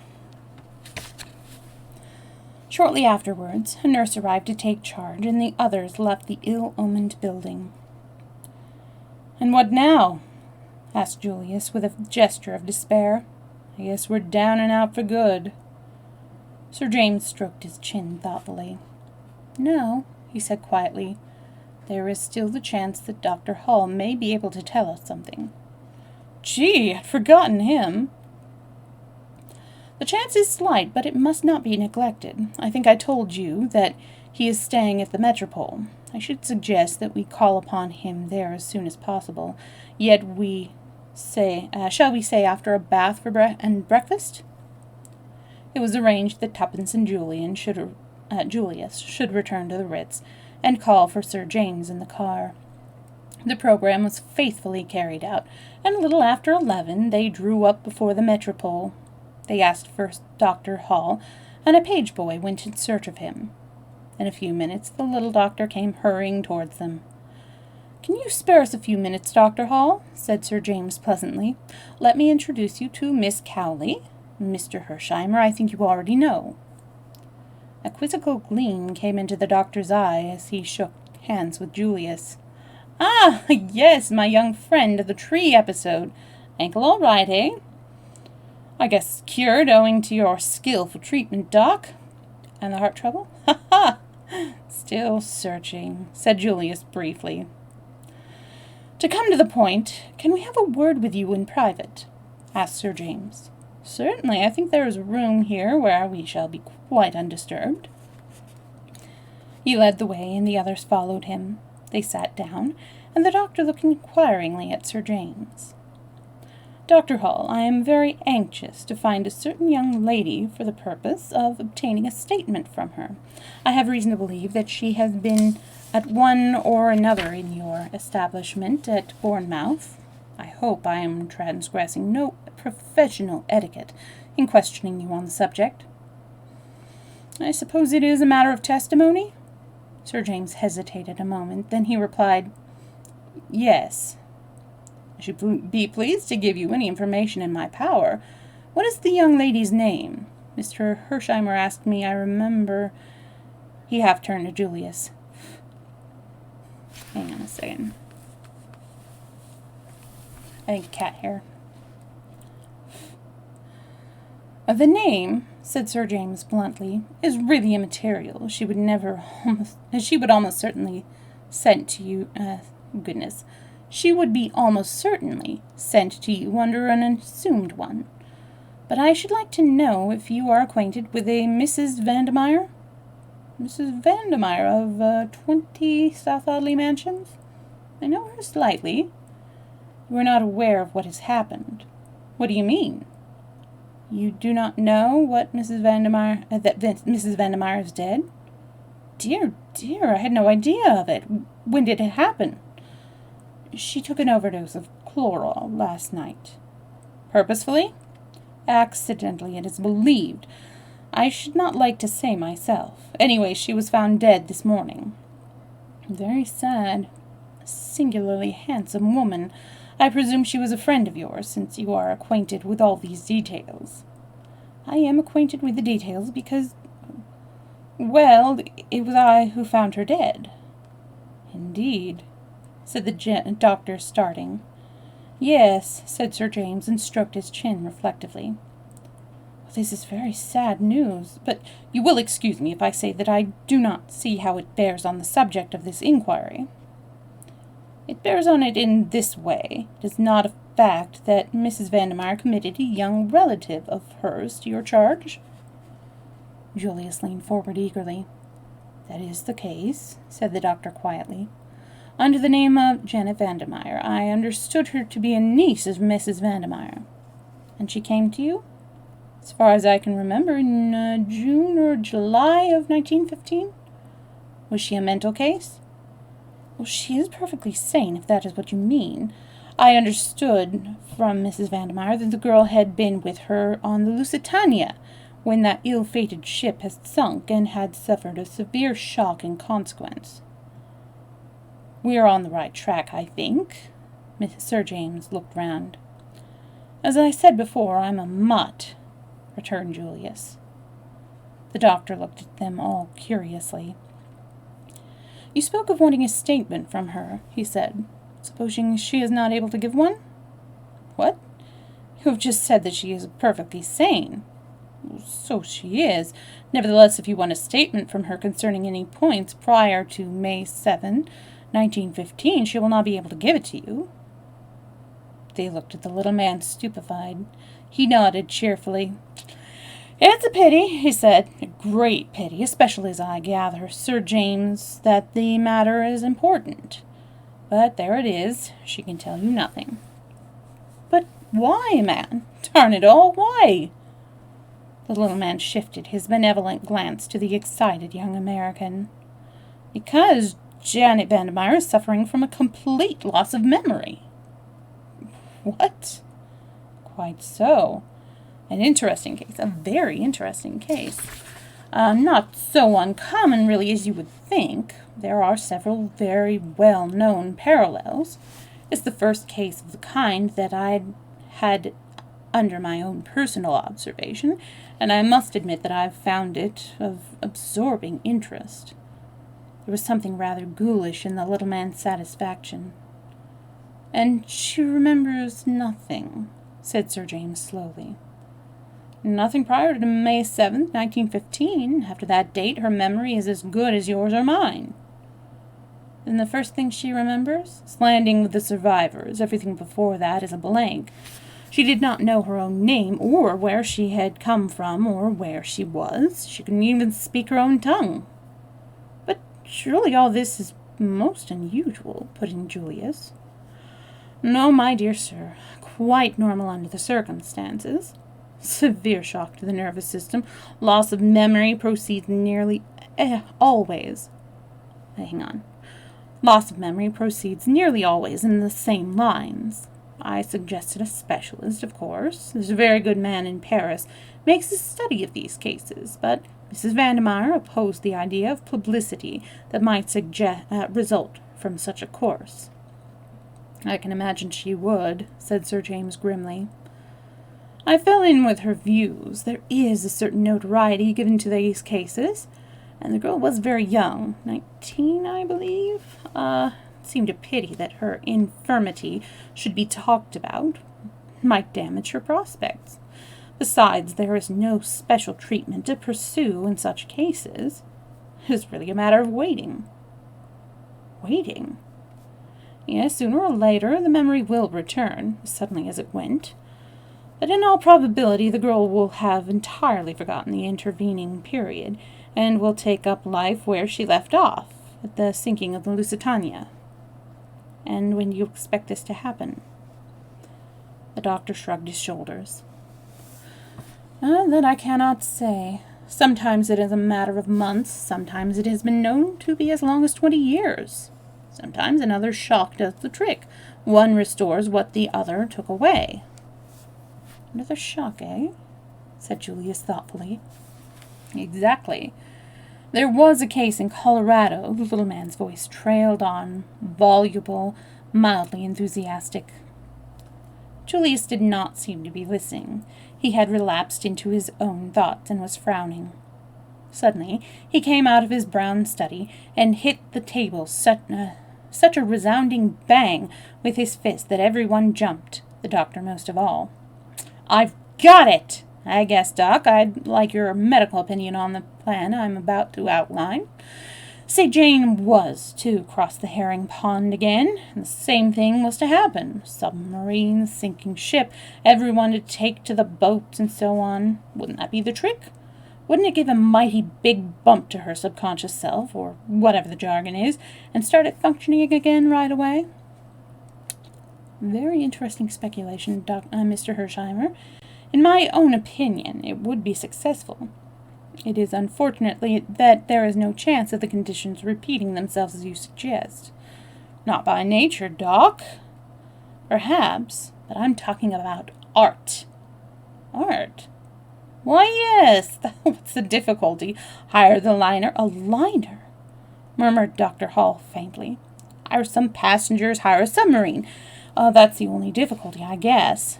Governments are apt to be a bit hard-bound over their engines of war.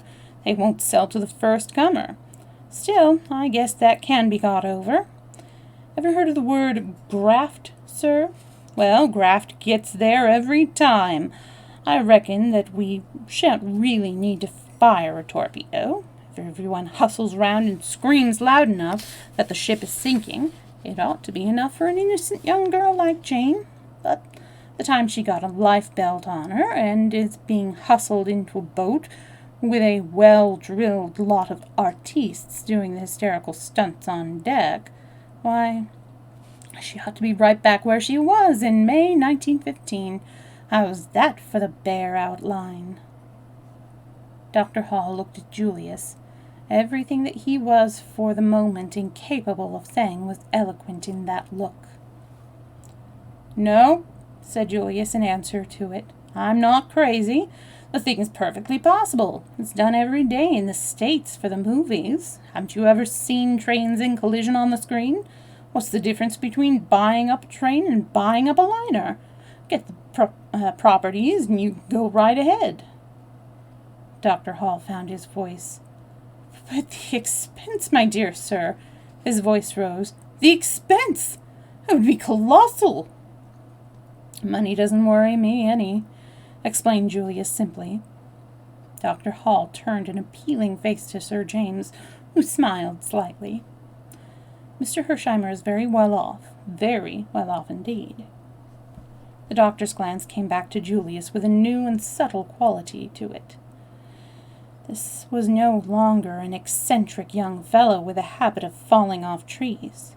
The doctor's eyes held the deference accorded to a really rich man. "Very remarkable plan, very remarkable," he murmured. "The movies, of course. Your American word for the cinema. Very interesting. I fear we are perhaps a little behind the times over here in our methods, and you really mean to carry out this remarkable plan of yours?" "You bet your bottom dollar I do." The doctor believed him, which was a tribute to his nationality. If an Englishman had suggested such a thing, he would have had grave doubts as to his sanity. "I cannot guarantee a cure," he pointed out. "Perhaps I ought to make that quite clear." "Sure, that's all right," said Julius. "You just trot out Jane and leave the rest to me." "Jane? Miss Janet Vandemeyer, then. Can we get on the long distance to your place right away and ask them to send her up, or shall I run down and fetch her in my car?" The doctor stared. Beg your pardon, Mr. Hersheimer, I thought you understood." "Understood what?" "That Mrs. Vandemeyer is no longer under my care." I just want to see where the end of this next chapter is. Well, it's not that long. I think we can do one more chapter.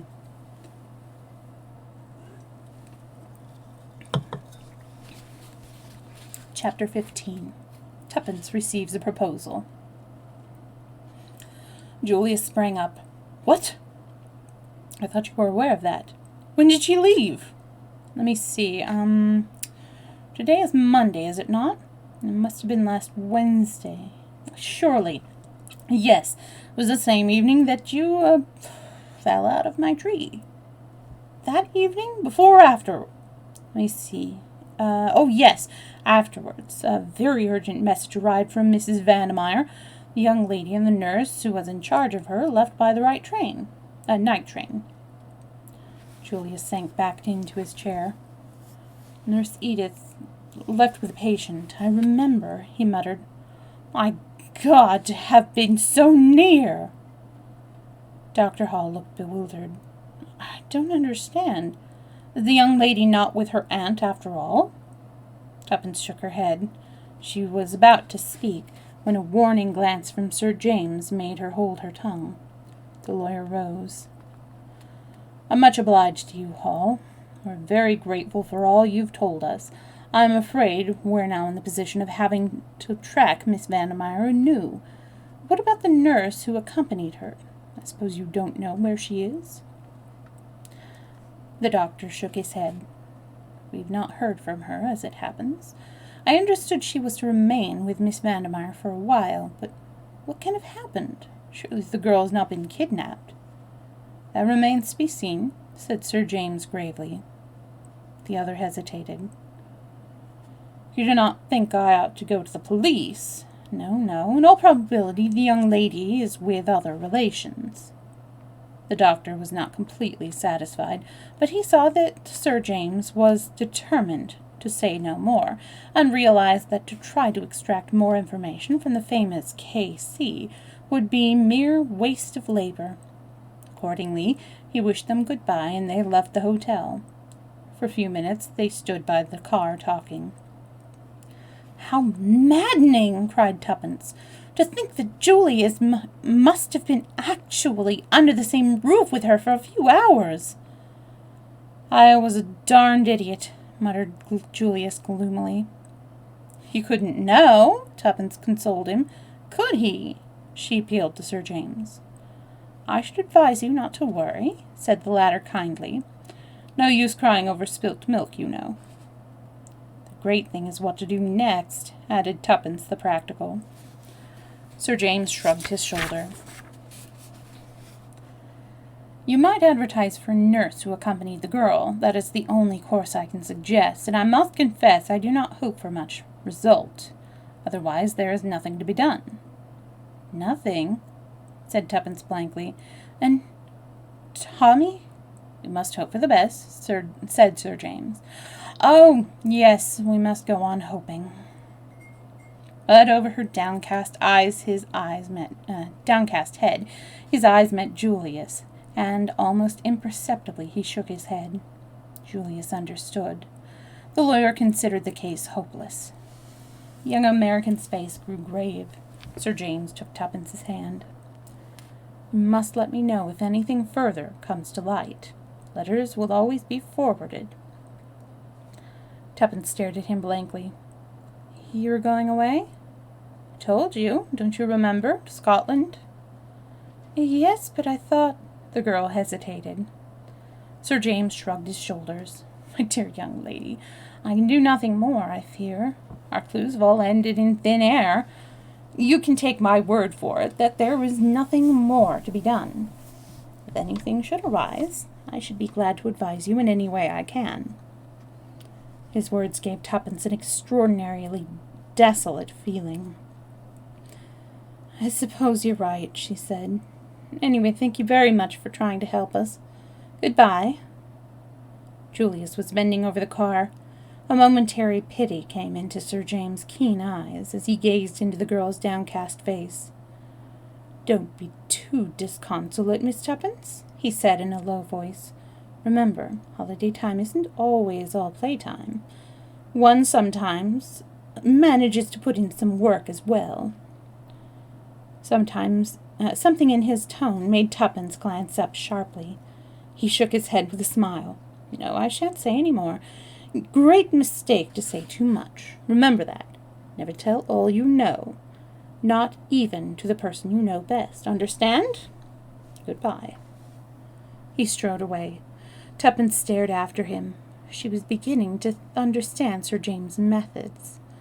Once before he had thrown her a hint in the same careless fashion. Was this a hint? What exactly lay behind those last brief words? Did he mean that, after all, he had not abandoned the case? That secretly he would be working on it still, while... Her meditations were interrupted by Julius, who adjusted her to get right in, adjured her. "You're looking kind of thoughtful," he remarked as they started off. "Did the old guy say anything more?" Tuppence opened her mouth impulsively, and then shut it again. Sir James' words sounded in her ear. "Never tell all you know, not even to the person you know best." And like a flash there came into her mind another memory. Julius before the safe in the flat, her own question, the pause before his reply, nothing. Was there really nothing? Or had he found something he wished to keep to himself? If he could make a reservation, so could she. "Nothing particular," she replied. She felt rather than saw Julius throw a sideways glance at her. "Say, shall we go for a spin in the park?" "If you like." For a while they ran on under the trees in silence. It was a beautiful day. The keen rush through the air brought a new exhilaration to Tuppence. "Say, Miss Tuppence, do you think I'm ever going to find Jane?" Julius spoke in a discouraged voice. The mood was so alien to him that Tuppence turned and stared at him in surprise. He nodded. "That's so. I'm getting down and out of the business. Sir James today hasn't got any hope at all. I could see that. I don't like him. We don't get a G together sometimes. G-E-E. So I don't know what that means. But he's pretty cute. I guess he wouldn't quit if there was any chance of success. Now would he?" Tuppence felt rather uncomfortable, but clinging to her belief that Julius also had withheld something from her, she remained firm. "He suggested advertising for the nurse," she reminded him. "Yes, with a forlorn hope flavor to his voice. Now I'm about fed up. I have a mind to go back to the States right away." "Oh, no!" cried Tuppence. "We've got to find Tommy." "I sure forgot Beresford," said Julius contritely. "That's so. We must find him. But after... Well, I've been daydreaming ever since I started on this trip, and these days are rotten poor business. I'm quit of 'em. Say, Miss Tuppence, there's something I'd like to ask you." "Yes?" "You and Beresford, what about it?" "I don't understand you," replied Tuppence with dignity, adding rather inconsequently, "and anyway, you're wrong." "Not got a sort of friendly feeling for one another?" "Certainly not," said Tuppence with warmth. "Tommy and I are friends, nothing more." "Yes, every pair of lovers has said that some time or other," observed Julius. "Nonsense," snapped Tuppence. "Do I look the sort of girl that's always falling in love with every man she meets?"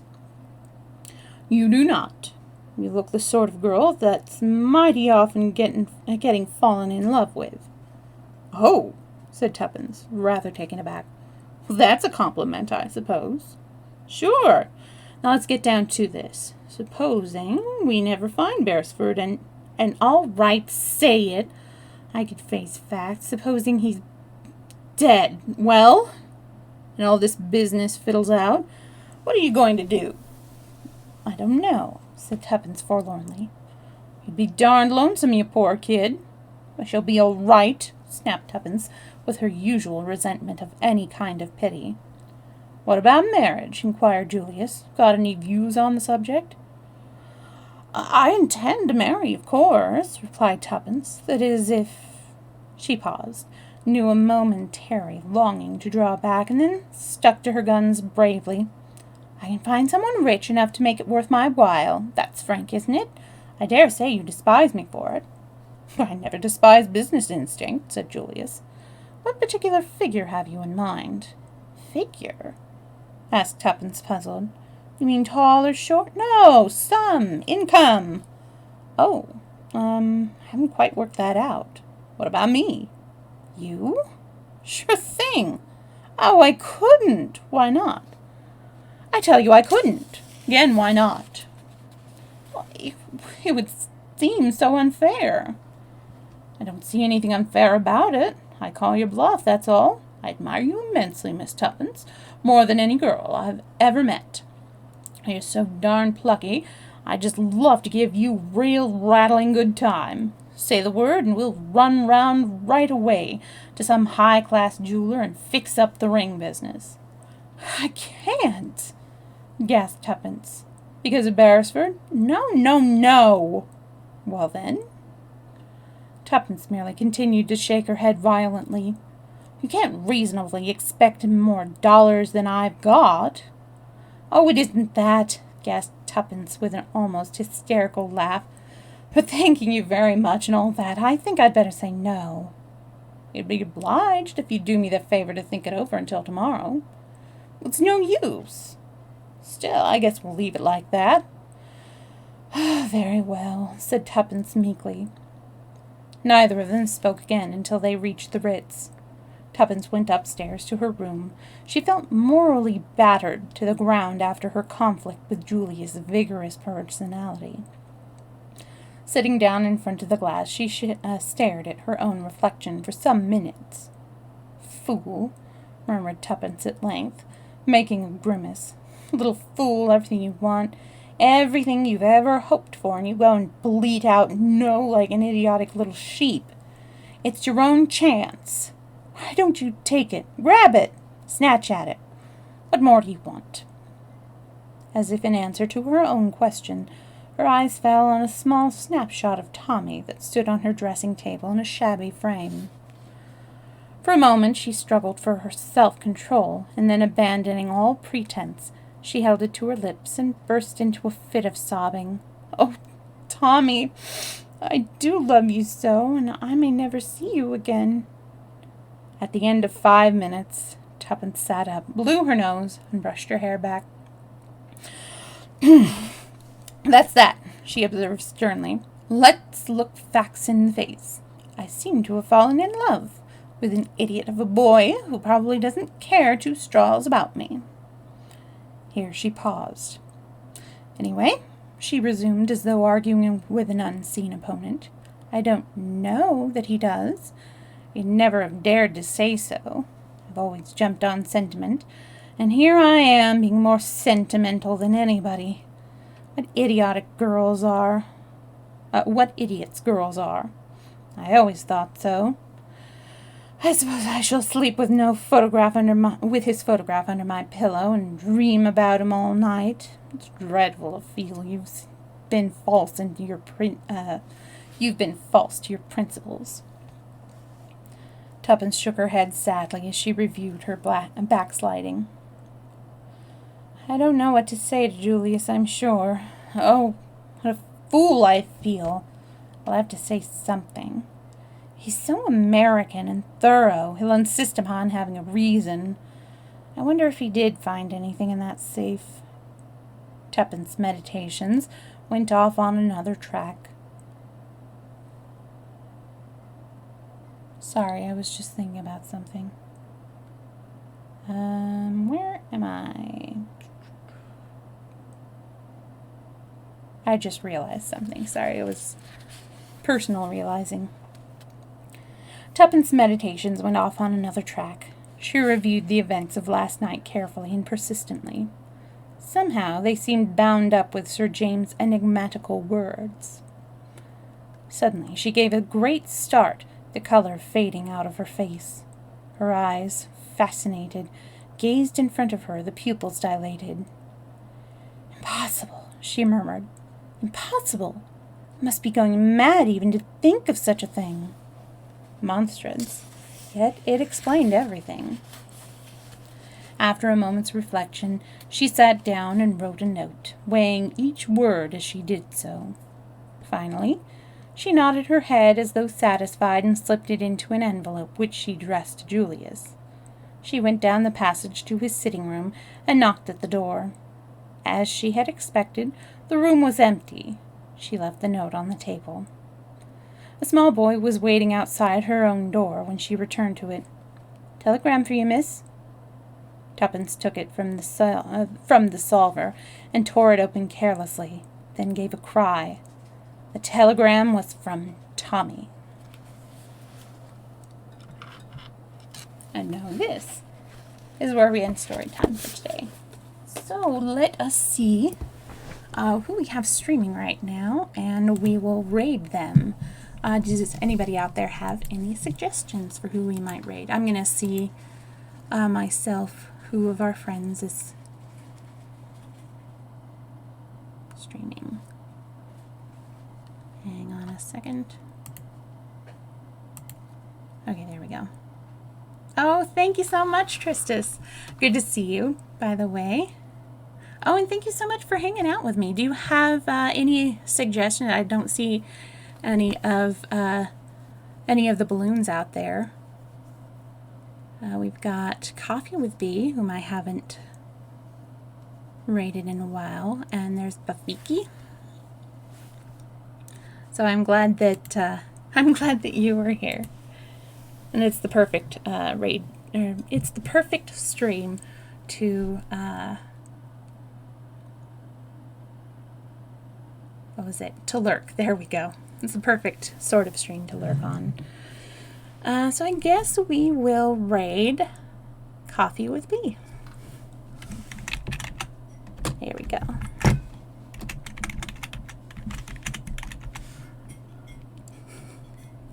Alrighty. And were you here when Snockies came to visit a little bit? It was about halfway through. And then in the very, very, very beginning, we got to hear some maestro purring. So that was nice. Alrighty, let's do this raid here. And getting my raid message already.